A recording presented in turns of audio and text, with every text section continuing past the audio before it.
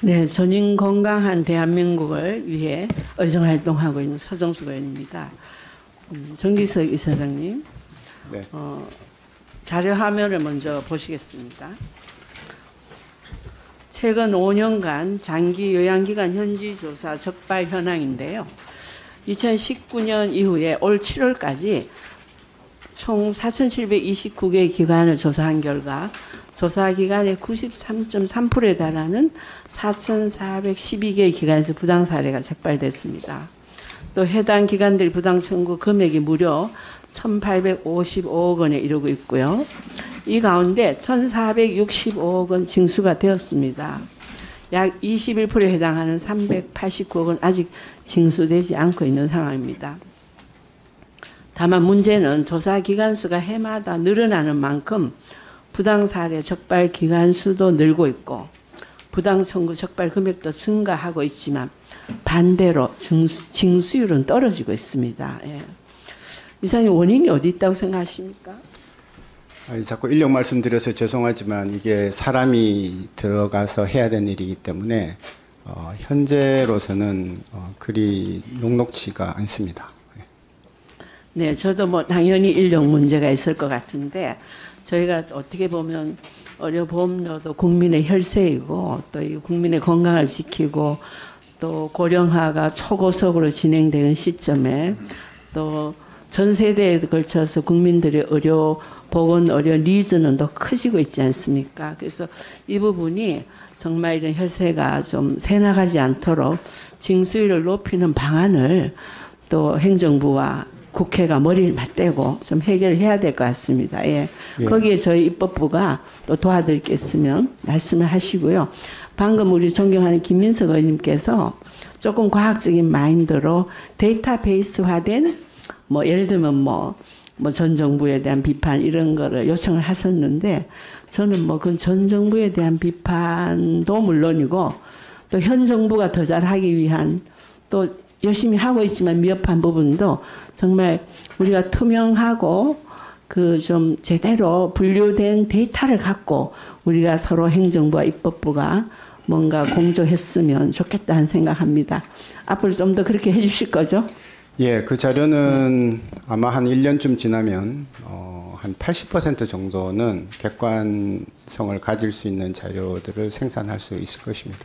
네, 그래서 저희가 뭐 지난 저희가 야당일 때도 그런 고충을 많이 겪었습니다. 그래서 서로 입장은 다르고 또 행정부든 입법부든 나름대로 다 노력했겠죠. 그러나 결과를 갖고 우리가 더 잘하기 위해서 논의할 때는 또 행정부가 좀 더 입법부의 그 어떤 그 목표와 거기에 부응하기 위해서 좀 더 성의 있게 좀 더 자세하게 또 미리미리 자료도 좀 준비해 놓으시고 그렇게 하셨으면 좋겠다는 당부 말씀드립니다.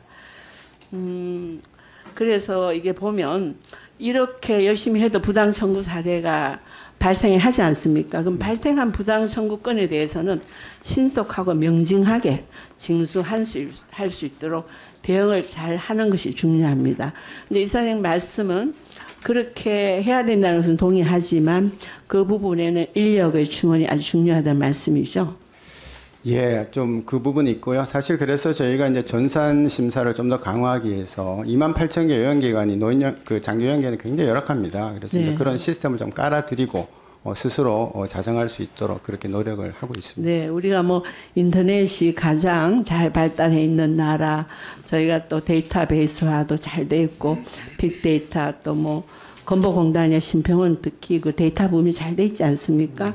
그런 시스템을 충분히 활용해서 좀 그런 것들도 미리미리 항상 어떤 기간 단위로 잘 되어 있도록 하다 보면 국감 때 갑자기 자료를 마련해야 되는 이런 또 곤혹소리는 안 겪을 것 같아요. 그리고 저희 의원들도 좀 적시에 자료를 좀 받을 수 있도록 그렇게 시스템 강화 좀 해주시고요.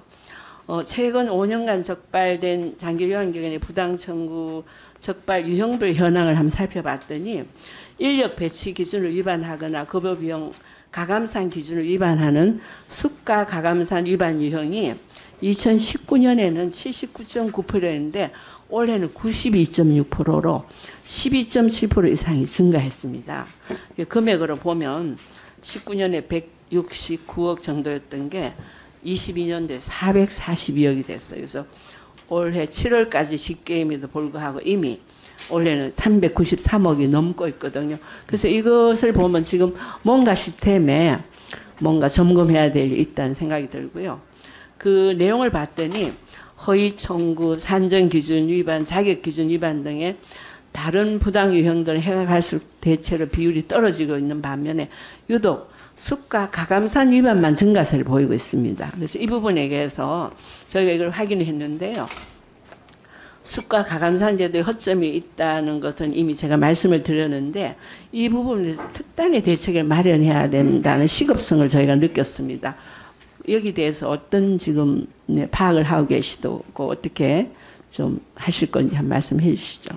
예, 저희가 조사를 들어가면 이제 병원 같은 그 보험급여기관은 다 전산이 되어 있기 때문에 들어가서 전산을 보면 알 수 있는데 그 요양기관들은 들어가면 그 장기요양기관들은 들어가면은 다 수기로 되어 있기 때문에 그 서류를 엄두를 낼 수가 없습니다. 그래서 아까 말씀드린 바와 같이 우선 전산화를 최대한 시키고 난 다음에 또 사전 교육도 하고 들어오는 신설기관에 대해서 미리미리 제대로 된 자격을 갖출 수 있도록 질을 갖출 수 있도록 교육을 하고 하는 그런 제도를 하고 있습니다. 네, 제가 기대하는 답을 해주신 것 같아요. 그래서 2만 개가 넘는 그런 장기요양기관이 그 장기요양들 앞으로도 계속 늘어날 거 아닙니까? 그렇다면 그 시스템 구축이 아주 필요하죠. 그래서 그 부분을 좀 항상 뭐든지 원인요법을 하면 할 때는 힘들지만 나중에는 훨씬 좋거든요. 그래서 그렇게 꼭 좀 그 방향을 해주시고요.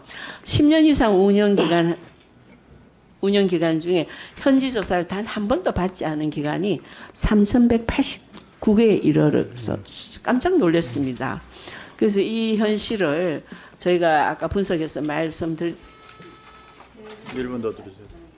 3.3%에 해당되는 기관에서 부당 사례가 적발되었는데 이렇게 현지 조사를 받지 않은 게 3,189개나 된다는 것은 많은 수의 기관에서 부당 사례가 발생하고 있음에도 적발을 해내지 못할 가능성이 앞으로도 계속 있다는 얘기거든요. 네. 그래서 이런 상당한 금액의 국민 혈세를 어떻게 낭비를 막을 것인가 이런 부분을 저희 국회에서 고민한 바로는 최소 5년에 한 번씩이라도 우선 좀 순차적으로 현지 조사를 받을 수 있는 그런 근거나 시스템을 마련해야 되는 필요성이 크다고 생각하는데 이사님 어떻게 생각하시고 어떤 대책을 강구하실 건지 말씀해 주시죠. 예, 뭐 당연히 어르신 그 방향이다 그렇게 말씀을 드리고요. 지금 평가 자체도 3년에 한 번씩밖에 못합니다. 예, 그리고 이제 곧 그렇지만 25년도에 갱신 기간이 돌아옵니다. 그때까지 네. 열심히 평가해서 좀 부당한 정보가 있는 데서는 다시 재진입 못하도록 한다든지 하는 그런 조금 강력하게 대처를 해 나가면서 저는 이 사업의 핵심은 전산화라고 생각합니다. 들어가서 쭉 볼 수 있으면 펼쳐볼 수 있으면 굉장히 간략하게 할 수 있는 것을 지금 굉장히 어렵게 가고 있는 부분이기 때문에 그 부분이 좀 지원이 된다면 더 수월하게 갈 수 있다고 생각합니다.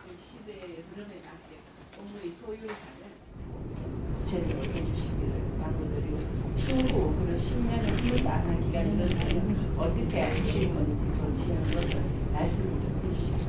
예, 그렇게 하겠습니다. 예, 그렇게 하겠습니다.